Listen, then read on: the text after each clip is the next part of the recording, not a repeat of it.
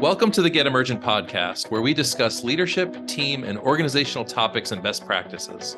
We like to provide ideas, concepts, and pragmatic experiments to help you develop your potential in your work and your leadership. I'm Bill Berthel. And I'm Ralph Simone. Ralph, I love this idea that as leaders, we are on more than one team. Everybody doesn't like that idea, though. What's that? Someone doesn't like? Well, because it creates some confusion for some organizations, right? It does. You're right. It can. But I think leaders have an opportunity to scale their leadership across an organization by being in more than one team. And they may or may not be thinking about their involvement across an organization as being in more than one team. How do we help them with it? Because that's interesting, right? Because they are, in fact, on more than one team. And I'm just curious how we might help them with that awareness, which would also help their ability to scale better. So most leaders, I'm sure, would be able to identify with a team or two that they're on. You know, they may have a specific team that they lead, right? It might be a technical team, it might be a customer service team, it might be an HR team, whatever their field of expertise is. As leaders, they're probably on a leadership team as well. Mm-hmm. Formal or informal, right? Some organizations will formalize that. Other organizations, it might be a little bit more informal. They're probably in some other work groups or committees or a technical team or an association, even maybe adjacent to the organization, maybe in a tiger team. Oftentimes, we find leaders in multiple teams throughout their organization. It's reminding me, and I think this is where we can learn a lot from sports, because I think sometimes the multiple teams create some confusion as to which goals are most important, which priority should we be dedicating resources to. And I think the football team really is one of the best examples. So a football team has multiple teams within it. Different objectives, even though the overall objective is to win the game. But there's an offensive team with an offensive coordinator and a defensive team with a defensive coordinator. There's a special teams coordinator, and there's a head coach, and there's an assistant head coach, and there's a quarterback coach, and there's an offensive line coach. And so there's all of these subsets of teams. But I think the one thing that's really clear is everyone understands how it rolls up to the whole team or the enterprise. And that's sometimes where I think we have confusion in organizations when there's more than one team. In my experience, you're being generous. I don't think it's sometimes. I think it's often. In some of my background as an HR leader, and even before that, when I was a technical leader, I found myself on many different teams. Rarely, if ever, was I thinking about the enterprise. I would get a little lost in the minutia of this technical team I was working with, or this subcommittee on employee benefits over here, or right. It was really kind of blinders on, just thinking about those teams and not the broader connection. And I don't think that's unusual. However, I think it does two things. Neither one of them is good. It creates a proliferation of goals that may not be contributing to the enterprise. Absolutely. Right. It causes people to sub-optimize, right? So we may optimize this sub-team, but if we are not keeping the overall enterprise goal in mind, it could be to the detriment of the enterprise.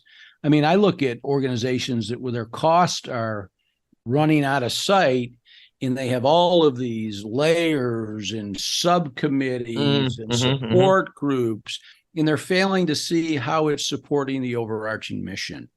And in fairness to people, if you have a job, you're going to create work because you want to justify your existence. Sure, yeah. And so what we have to do is make sure that these multiple teams are aligning around fewer goals, not more goals at the enterprise level. Because I think that's the other thing that happens is we almost have too many goals. I think you're right. What's coming up for me as you explain it this way is that each leader has an opportunity to be a real catalyst of change in that, to not just be reducing the goals and prioritizing better, but connecting efforts of different teams that they might be on. they're also in a unique position, these leaders on multiple teams, to be kind of cross pollinators, if you will, right? They get to bring perhaps better practices across multiple teams in different areas of the organizations that they're engaged in. Brings us back to the football example. So strength would be shared, maybe strength and quickness and agility would be shared by offensive linemen and defensive linemen. And so you bring best practices from the offense to the defense. And this idea of systems thinking. Yeah. A good leader provides that context for how these sub-teams fits into the larger system. And there is great deal of alignment. There is clarity around what matters most. And there's little or wasted effort on objectives and goals that really don't contribute to the enterprise's success. So what's coming up for me is that, how my leadership role fits in that system as part of systems thinking as well. And that I could be really open to better ideas and better practices coming into my team from another team or a leader from another team. Right? It's a two-way street here, I think. I think that ought to be the expectation. Sometimes we can see opportunities in other areas clearer than the people that are responsible for those areas. But when we look at it, we're looking at it through the lens of what's best for the overarching enterprise. One of the expressions I don't like in organizations, and I've heard it from time to time, is for people to stay in their lane. And we have multiple teams. If everybody is clear on the overarching goals, if I see something in your team that you lead that could be done differently or better or not at all, I think it's my responsibility to share that with you. I think it's my obligation to share that with you. And I think there should be a receptivity, because while there is more than one team, we are all driving towards the same outcome. Yeah. And just for clarity, staying in your own lane on the road is good, but not in the organization so much. It's almost more like you want bumper cars. You want lots of connections. You want everyone able to connect in real time. Yeah. So it's not about staying in your lane there. I wonder where folks could start thinking about this idea of being on more than one team. Where do you feel like leaders could think about making this real for themselves? Well, I think taking an inventory. So first of all, recognize that you probably are on more than one team, but what teams are you on? Is it too many teams? Are the goals for that team clear? Are the roles clear? Are the guidelines clear? And if not, how could you make them clearer? I mean, I have a rule, a guideline. I'm only on 2 outside boards at any given time because I can't effectively support more than 2. And so I think you have to pay attention to how many you're on and in what role you're on them in to make sure that you can satisfactorily play your role. And is it necessary? One of the things we used to talk about in building high-performing teams is first ask the question, is a team necessary? And then if so, who would be some of the best people for that team? What's the team's goal? What are some of the roles and what are the guidelines that will guide their behavior? Yeah, I've been fortunate to get to work on many teams that were not just necessary, but highly functional. But you're right. I can think about a few that kind of felt unnecessary at times, or like they were just kind of put together off good intention and a good idea, but weren't even really effective.